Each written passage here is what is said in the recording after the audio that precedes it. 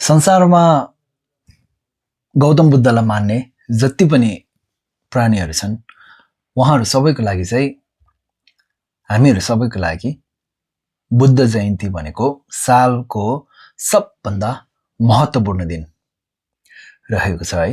र त्यसैले आजको यस भिडियोमा चाहिँ म बुद्ध जयन्तीको दिन हामीले के गर्नुपर्ने र बुझ्नुपर्ने कुराहरू के छन् भनेर त्यसको विषयमा म भन्ने छु। र सर्वप्रथम नमस्ते टासिदेलेक फ्यापुला छाजलो, म जोर्डेन गुरुङ, तपाईहरु सबैजनालाई आजको यस भिडियोमा म स्वागत गर्दछु। र पहिलो कुरा, बुद्ध जयन्ती भनेको के हो? हजुर, अब बुद्ध जयन्तीको खास मतलब चाहिँ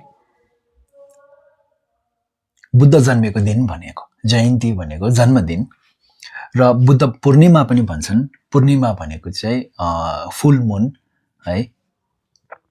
र अर्को कुरा, यो महिनालाई चाहिँ एकदमै खास किन मान्छन् भन्नुपर्दा, यो महिनामा चाहिँ गौतम बुद्धको जन्म भएको मात्र नभइकन उहाँ जन्मिनु भएको, उहाँले बुद्धत्व प्राप्त गर्नुभएको र उहाँ बित्नु भएको यानि परिनिर्वाण भएको महिना हो। त्यसैले चाहिँ यो महिना एकदमै खास र महत्त्वपूर्ण रहेको छ।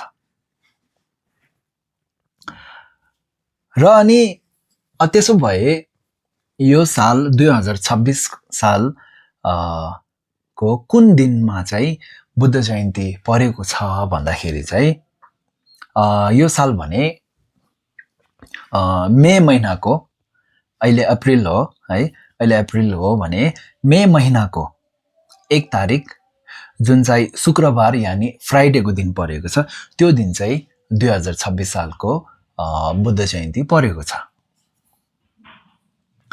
र अब यदि यो बुद्ध जयन्ती भनेको यति महत्त्वपूर्ण हो भने अब यो दिन हामीले हामीले गर्नुपर्ने कुराहरू के छ त भन्नु पर्दाखेरि,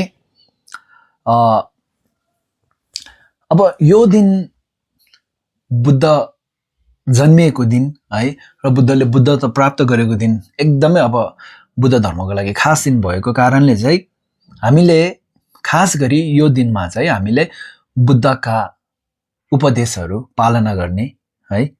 र साथै अब बुद्ध धर्मको मूल भाव मैले हिजोस्ति नै भने चाहिँ अरूको भलो हुने कामहरू गर्ने है, र कसैलाई पनि हानि नपुर्याउने। र अरू हामीले के गर्न सक्छौँ भने, अब गुम्बाहरूमा बुद्ध जयन्ती, कति गुम्बाहरूमा चाहिँ बुद्ध जयन्ती एकदमै भव्य तरिकाले मनाउने गर्छन् है। र त्यसैले हामी गुम्बाहरूमा दर्शन गर्न जाने, र अर्को कुरा गरिबहरूलाई दान गर्ने, र साथै बुद्ध जयन्तीको दिन पुस्तकहरू बोकेर ठाउँ ठाउँमा घुम्ने गर्छन्।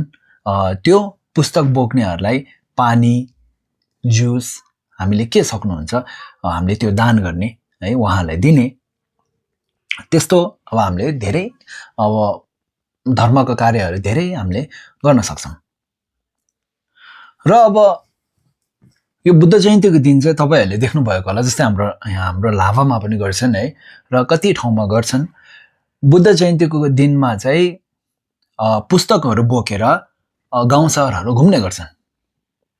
अब आफ्नो काँधमा त्यो पुस्तक बोकेर घुम्नुको कारण के हो भनेर त्यसको विषयमा भन्ने छु। के हो भन्दाखेरि, पहिलो कुरा, त्यो पुस्तकहरूलाई हामीले टिबेटनमा काङ्ग्युर भन्छौँ है, काङ्ग्युर भन्छौँ। र भने अब यो काङ्ग्युरमा चाहिँ बुद्धले दिनुभएको सबै प्रवचनहरू चाहिँ यो काङ्ग्युरमा यानि यो पुस्तकहरूमा लेखिएको छ।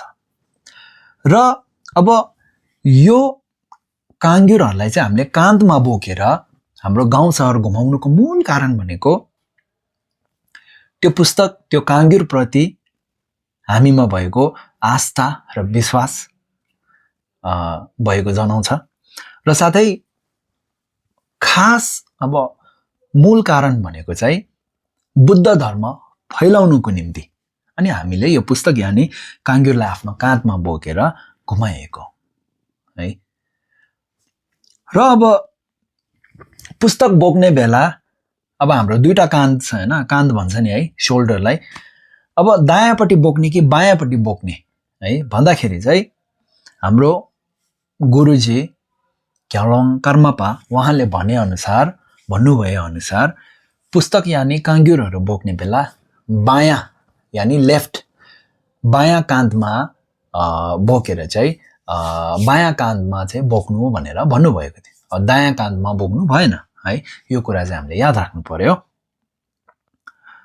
र अनि अब अर्को कुरा, अब यो बुद्ध जयन्तीको दिनमा चाहिँ हाम्रो यहाँ लाभा गुम्बामा चाहिँ हामीले के गर्छौँ भनेर त्यो पनि तपाईँहरूलाई भन्छु है। भने अब बिहानको 9 बजेदेखि चाहिँ बाजाहरू सहित पुस्तक यानि काङ्ग्युरहरू बोकेर हाम्रो पुरै अब लाभा बजार हामीले घुमाउँछौँ है। र त्यसपछि फर्केर आएर अनि हाम्रो ठुलो गुम्बाभित्र चाहिँ हाम्रो रिम्पोछेद्वारा चाहिँ बुद्ध आमितायोको अभिषेक दिनुहुन्छ। र साथै रिम्पोछेद्वारा अब धर्म सम्बन्धित प्रवचन एकदम महत्त्वपूर्ण प्रवचनहरू दिनुहुन्छ। र जति पनि अब गुम्बा दर्शन गर्न आउनेहरू त्यो बेला जति पनि मान्छेहरू आउँछन् ती सबैलाई चिया र चियासँगै गुलियो भात, तपाईँले गुलियो भात खानु भएको छ कि छैन होला, र अनि दिउँसोको खाना पनि हामीले यहाँ दिने गर्छौँ है। र यो चाहिँ थियो अब बुद्ध जयन्ती मनाउनुको कारण, बुद्ध जयन्तीको दिन गर्नुपर्ने कार्यहरू, बुद्ध जयन्तीको दिन गुम्बाहरूमा गरिने कार्यहरू, र हाम्रो खास गरी हाम्रो लाभा गुम्बामा के गर्छन् भनेर त्यो मैले छोटकरीमा चाहिँ तपाईँहरूलाई भनिदिएको हुँ है। र अब यस्तै गरी अरू पनि धर्म सम्बन्धित केही विषयमा तपाईँहरूलाई जान्नु मन छ भने तल कमेन्टमा लेख्नु होला।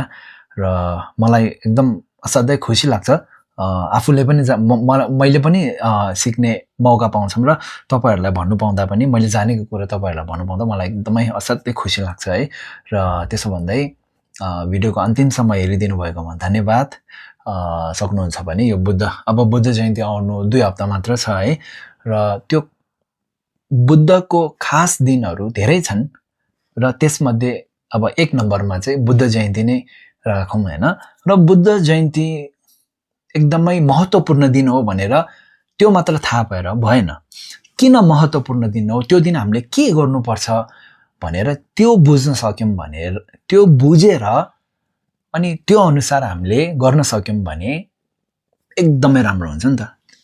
मैले त्यही भएर चाहिँ मैले त्यही सोच राखेर चाहिँ मैले तपाईँहरूलाई यसरी भन्ने गर्छौँ है। र सक्नुहुन्छ भने यो भिडियोलाई सेयर गरिदिनु होला है। र सब्सक्राइब गर्नु भएको छैन भने सब्सक्राइब पनि गरिदिनु होला। र हस् त, अनि फेरि पनि अर्को भिडियोमा भेटौँला। हस् त, धन्यवाद।